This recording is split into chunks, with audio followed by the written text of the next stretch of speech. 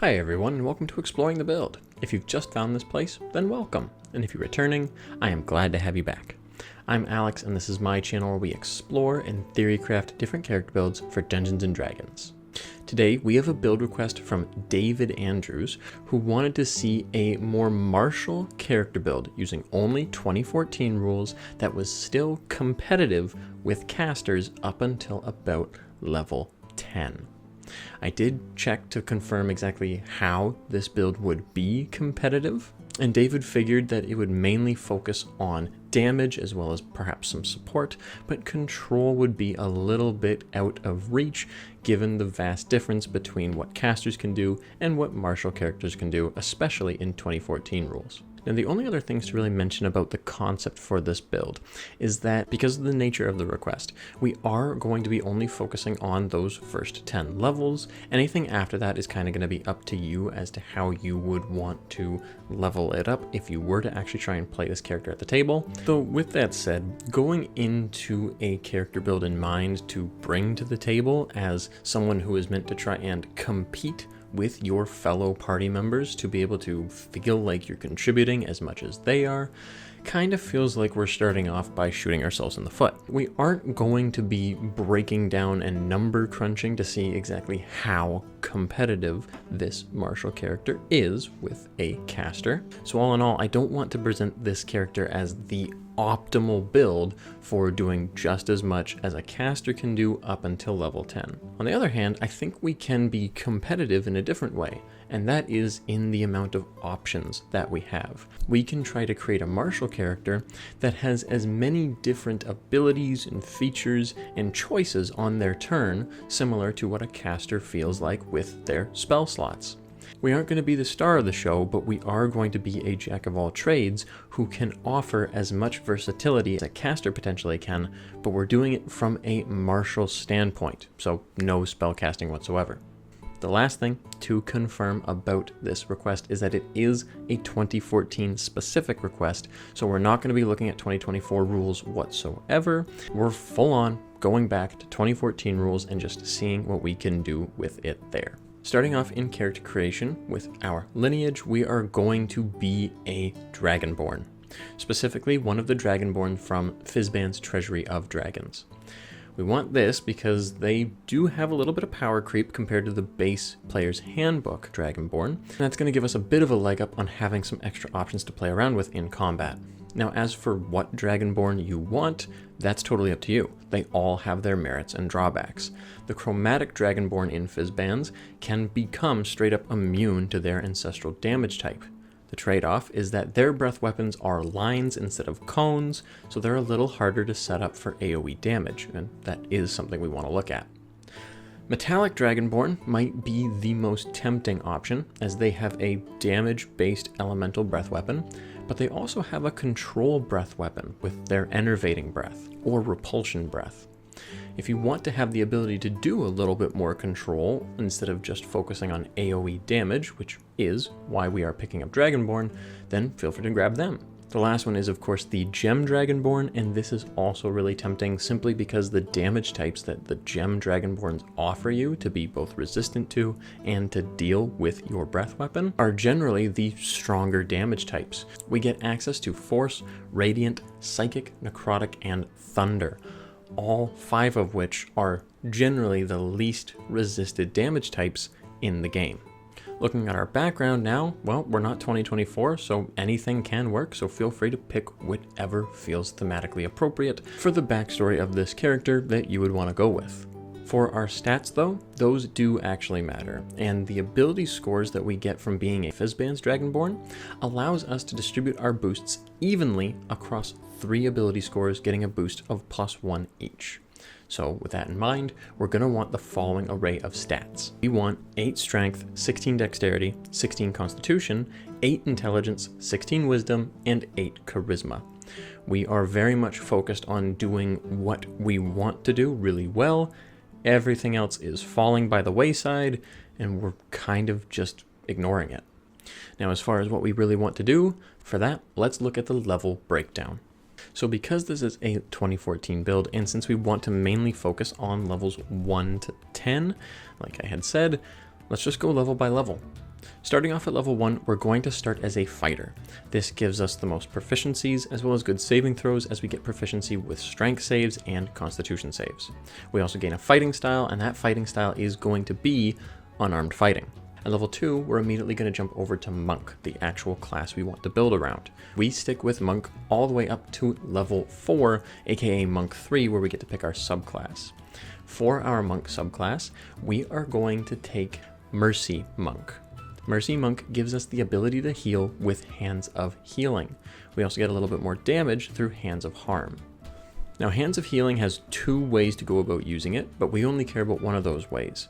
And that is when we spend a key point to do Flurry of Blows, we can replace one of those unarmed strikes with the healing ability. Having this option is going to be the best way, without picking up any spells or magic, to be able to actually compete in terms of support and healing with those casters.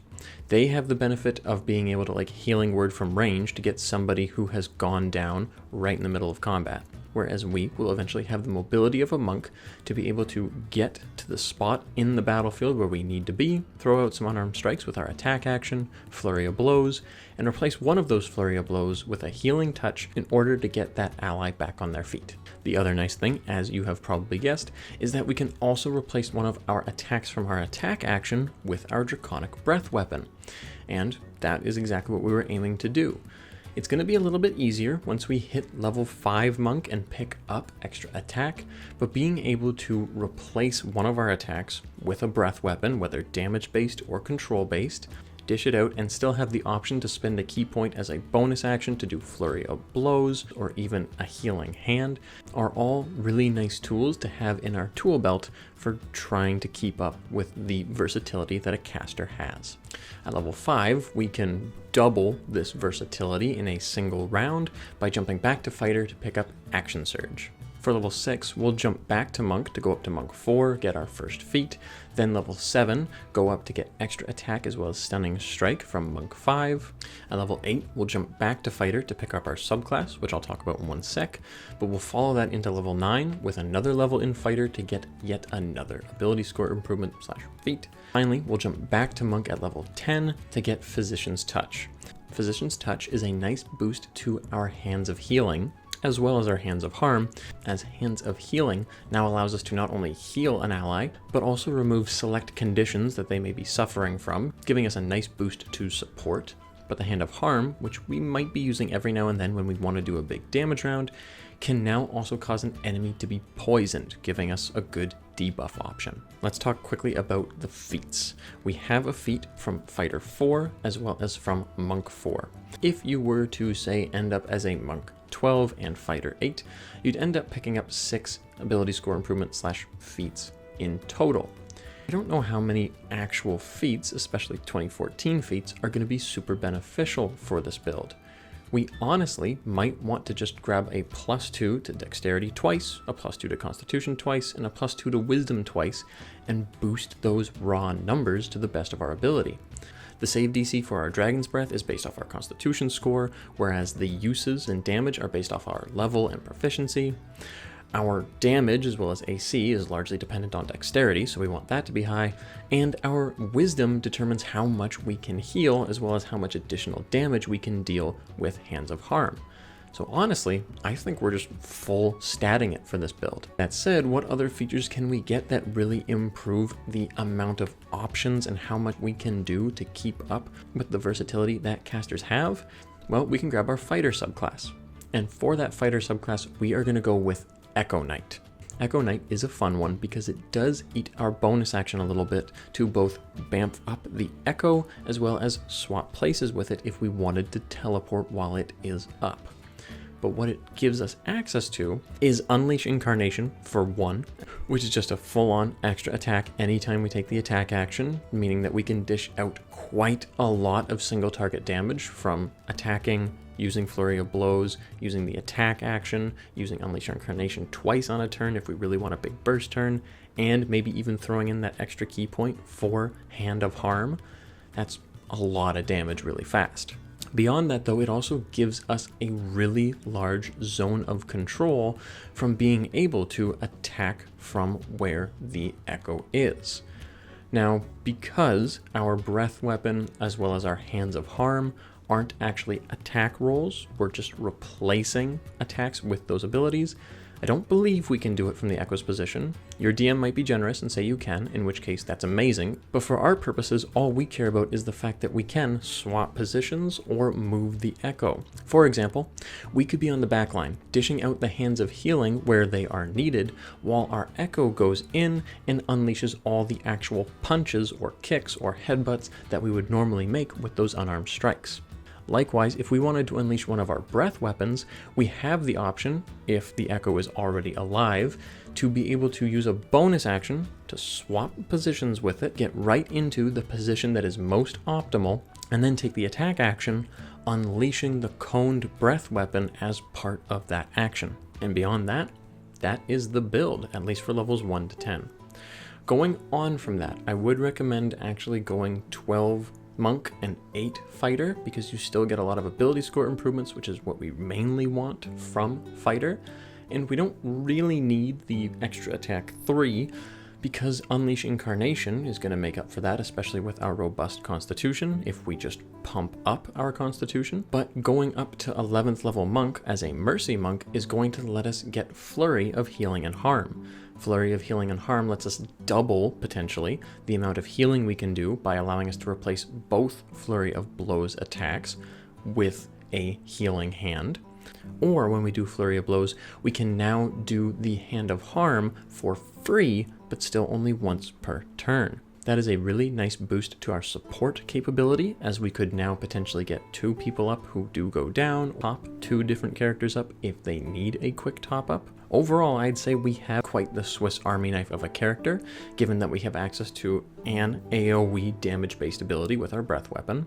If we're a Metal Dragonborn, then we have access to an AoE control-based ability, but of course we also have a lot of single target damage.